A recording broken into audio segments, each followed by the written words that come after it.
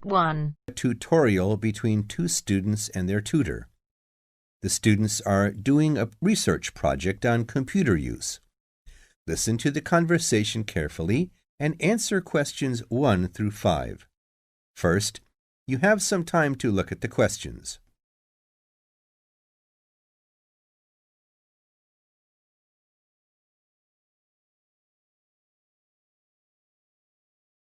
Now listen carefully and answer questions 1 through 5. Dr. Barrett? Sammy, come in. Is Irene with you? Yes. Good. Sit down. Right. We're looking at how far you've got with your research project since we last met. You decided to do a survey about computer facilities at the university, didn't you? That's right. We decided to investigate the university's open access to a computer when they need one, so we thought it would be a useful area to research. Good. It's not a topic anyone has looked at before, as far as I know, so it's a good choice. So what background reading did you do? Well, we looked in the catalogs in the library, but we couldn't find much that was useful. It's such a specialized subject. Hardly anything seems to have been published about it. And as well as that, the technology is all changing so quickly. But the Open Access Center has an online questionnaire on computer use that it asks all the students to do at the end of their first year, and the supervisor gave us access to that data. So we used it as a starting point for our research. It wasn't exactly what we needed, but it gave us an idea of what we wanted to find out in our survey. Then we designed our own questionnaire. And how did you use it? We approached students individually and went through our questionnaire with them on a one-to-one basis. So you actually asked them the questions? That's right.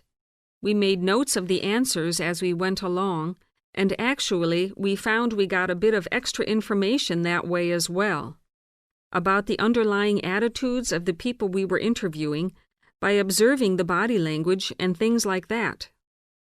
How big was your sample? Well, altogether we interviewed a random sample of 65 students, 55% male and 45% female. And what about the locations and times of the survey? We went to the 5 open access computer centers at the university, and we got about equal amounts of data at each one.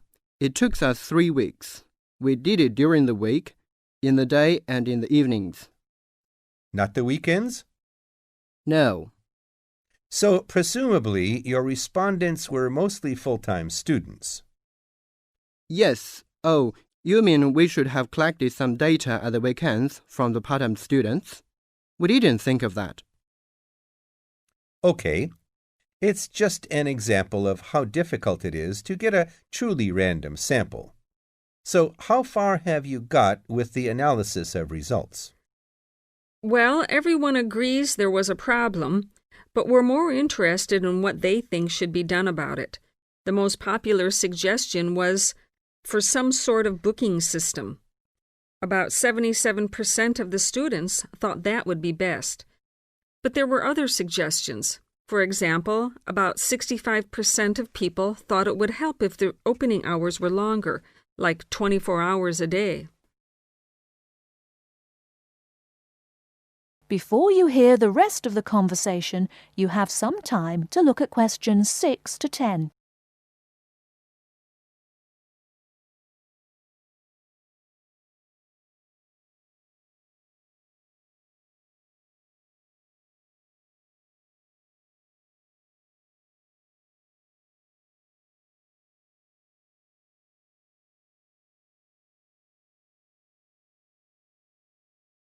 Now listen and answer questions 6 to 10.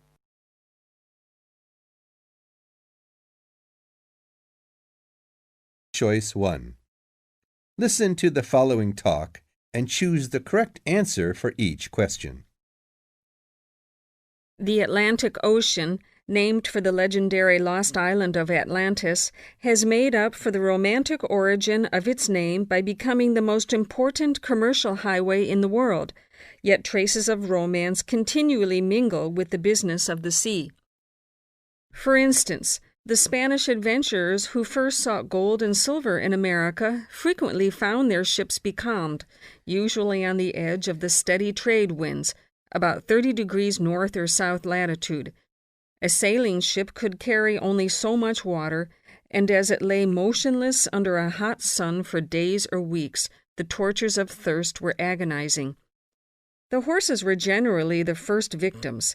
They had to be thrown overboard when they died or became crazed with thirst. Because the Spanish caballeros thought highly of their horses, even crediting them with souls, they suffered great remorse and believed the ghosts of the proud war horses were haunting the scene.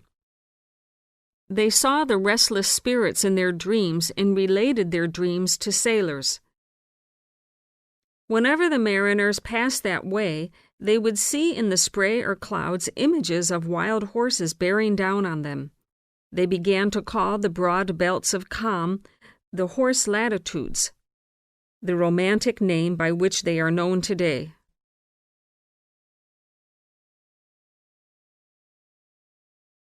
That is the end of part 1. You now have half a minute to check your answers.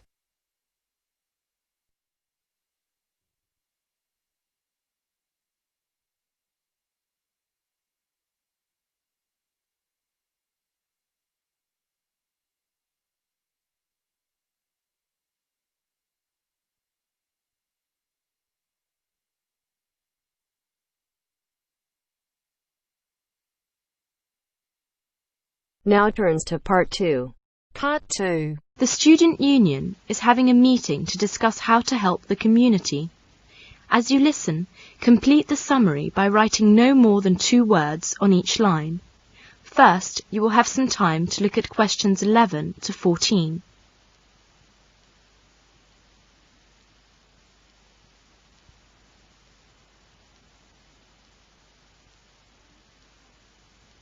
Now listen carefully and answer questions 11 to 14. May I have your attention, please? We're going to start the meeting now. I'm very pleased to see so many people here. You obviously all know that the purpose of this meeting is to discuss how to help the community. Next month, the National Union of Students are running a National Community Week. They've asked us to cooperate in any way we can. The idea is that all students should give up some of their time to help the community. Surely that's what we do in Rag Week. Does that mean we're going to do this sort of thing twice a year? No, not really. The scheme is nationwide. It has 2 aims: to show the public that students are responsible members of society, and to show students ways in which they can give really practical help to the community. The National Union of Students haven't made any suggestions. They want the students in each area to work out their own schemes. And really, that's the purpose of this meeting, to think up some ideas about the sort of help we can give. Let's discuss now. Any suggestions?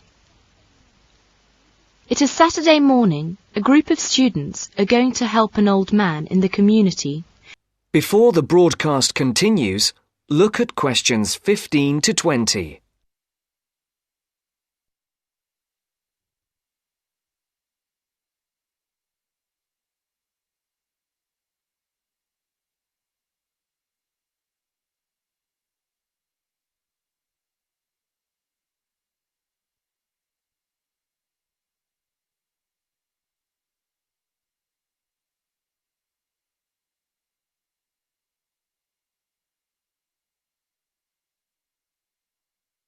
You will now listen to the second part of the talk. Where is Milkman Street? Is it far? No, I don't think so. It's somewhere near. Oh, look there. It's just around the corner. What's the number again? Number 8. Mr. Tyler, 8 Milkman Street. Careful with those tins of paint. I'll knock. The welfare office said that they'd written to him to tell him we were coming. The curtains are all drawn. It doesn't look as if anyone's at home. He's probably watching TV. He's a long time coming. He'll be pleased to see us, I'm sure. Go away. I don't want any. Hello, Mr. Tyler. Is it Mr. Tyler, isn't it? We're the student volunteers. Engineers? I don't want any engineers. I've got a gas fire. No, Mr. Tyler. We've come to do your decorating. No, thank you. Not today. Perhaps you could open the door, Mr. Tyler. We've come to paint your kitchen. Well, why didn't you say so? We can come again tomorrow if it's inconvenient now. No. It's all right. Don't stay there at the front. Come round the back. I never use the front door, only the back. Who is it? It's the student volunteer. Hello, you're the student volunteer, aren't you? Yes, good afternoon. The welfare office told me to come here. My name is Diana. Yes, they wrote to me about this. Come in, please. There, isn't that nice and comfy? That's lovely, dear. And warm, too. It's really cosy in here. I wish I could get about a bit more, like you young people. I could go out and see my son and my grandchildren.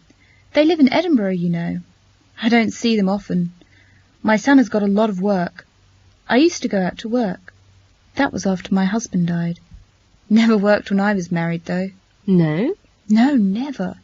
He used to say a woman's place is in the home. Yes, life's like that. I'll just dust these photos. That's him, the one in the middle of the front row. His moustache was lovely. That was taken when he was in the army. He looks very smart. Yes, he was. I can remember it as if it were yesterday. Well, there we are. I want you to read a book to me. You know my eyes are not very good now. Where is the book? It's on my desk. It is Little Dorrit by Dickens. You know the bit I like? It's on page 201. It describes Little Dorrit's love for her father. Ah, yes, here. She never left him. Nice and comfortable? Here, put this shawl around your shoulders. My husband used to read this book to me.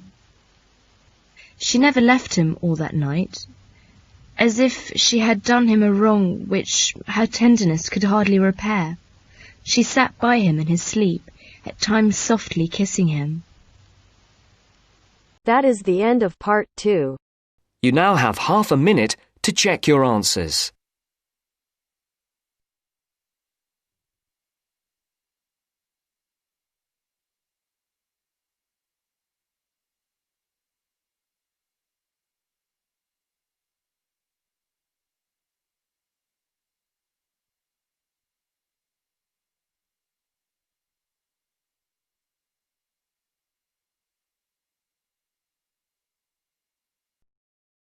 Now turns to part 3. You will hear part of a talk on cultural research. First, you have some time to look at questions 21 to 26.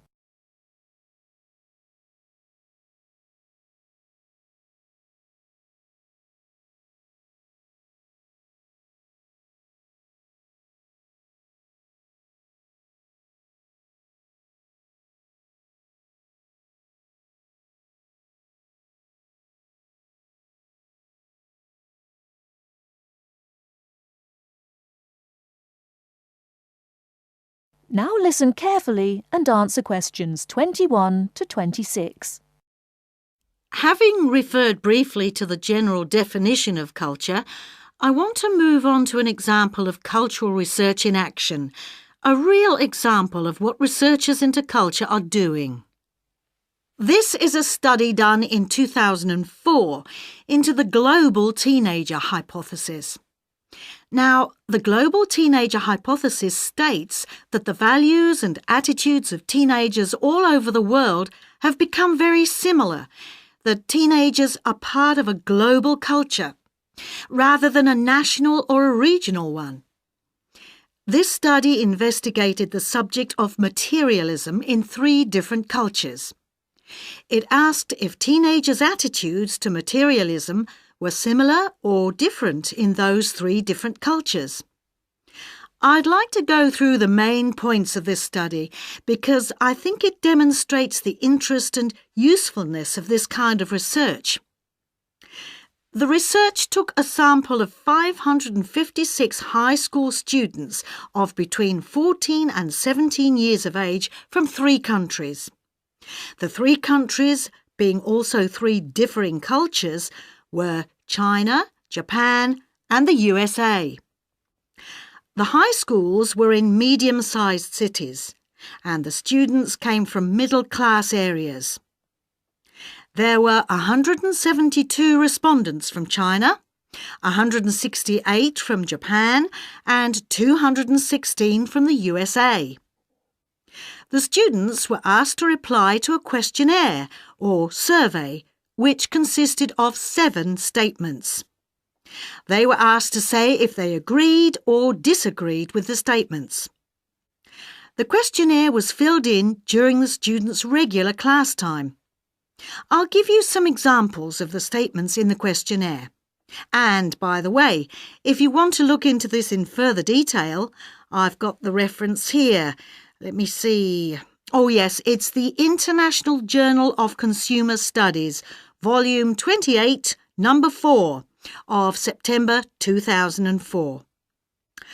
The first statement was, "It is really true that money can make you happy."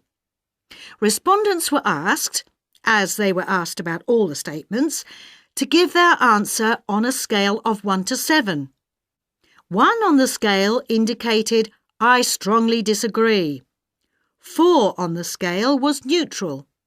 And 7 on the scale was, "I strongly agree." The second statement was, "My dream in life is to be able to own expensive things." And the fifth was, "Having the right possessions is the most important thing in life."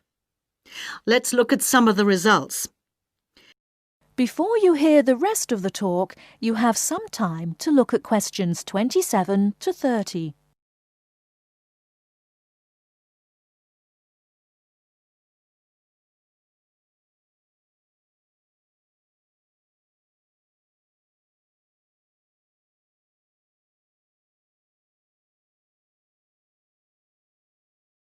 Now listen and answer questions 27 to 30. I'm sure. Let's look at some of the results. With regard to the first statement, it was the Japanese teenagers who agreed most strongly that money could make you happy. The Americans were second, and the Chinese agreed least. However, regarding one's life dream being to own expensive things, it was American teenagers who agreed most strongly with this, and the Chinese who agreed least. As regards the fifth statement about owning the right things, the Americans agreed less strongly than the other two groups. It was the Chinese who agreed most strongly with this statement. I haven't been able to analyse all aspects of the study in this lecture, but it does suggest that the hypothesis is not supported by the data. It may be that the culture of the USA is more individualistic, whereas the Chinese culture is more collectivist or communitarian. However, it does not seem to support the global teenager hypothesis. As always, this is something on which we need to carry out more research. That is the end of part 3. You now have half a minute to check your answers.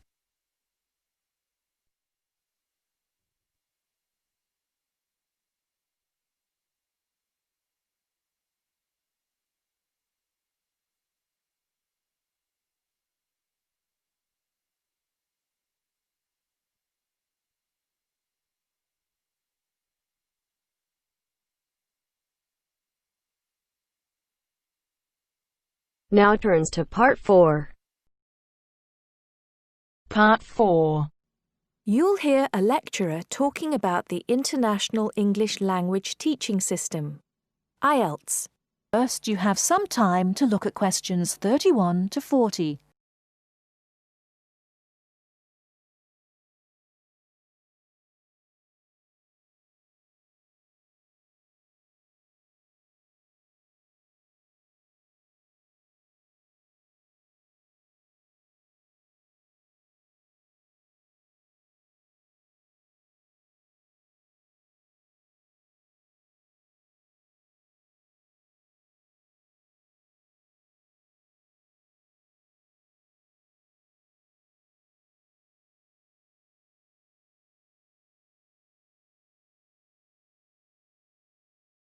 Now listen carefully and answer questions 31 to 40. Remember to write no more than 2 words or a number for each answer. Hello everyone. Now, the International English Language Testing System exam, or Ielts as it's better known, is one of the most successful and popular English language exams in the world today. What we're going to look at now is the history of Ielts and how it came to be so successful. The story starts back in the 1960s when the British Council created an exam called EPTB to test international applicants wanting to study at universities and colleges in the UK. EPTB, by the way, stood for English Proficiency Test Battery. Strange name, I know. This exam mainly used multiple choice questions and by the end of the 1970s was considered a little old-fashioned.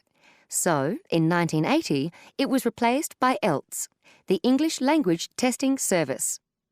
This new exam was much more modern in approach. It was much more communicative, for example, and was intended to reflect how language was used in the real world, particularly in the academic context of universities and colleges. However, during the 1980s, the number of candidates taking the test was quite low. For example, only 4,000 people took the test in 1981. It's true that this had risen to 10,000 by 1985, but if you compare that to the number of candidates who take Ielts each year these days, more than 1 million, you can see why they considered it to be quite small. There were also some practical problems with the test. So, in 1987, it was decided to conduct a review, leading to a revised version of the exam. This was introduced in 1989 under its new name, Ielts. Over the next few years, the number of candidates increased rapidly. In 1995, there were over 43,000 candidates, and it was possible to take the test in any one of 210 test centres around the world. 1995 was also the year of the next revision to the exam, which simplified the reading module and also improved exam administration. Further minor changes followed. The speaking module was altered in 2001, and the criteria for marking the writing tasks were revised in 2005. In the same year, a computerised version of the exam was offered at certain test centres. 2003 was a milestone for Ielts, as it was the year when the number of candidates went over 500,000 for the first time. There's no doubt that today, with, as we said, a candidature more than double what it was back in 2003, Ielts is a major player in the highly competitive industry of English language examinations. That is the You now end of have part half a 4. minute to check your answers.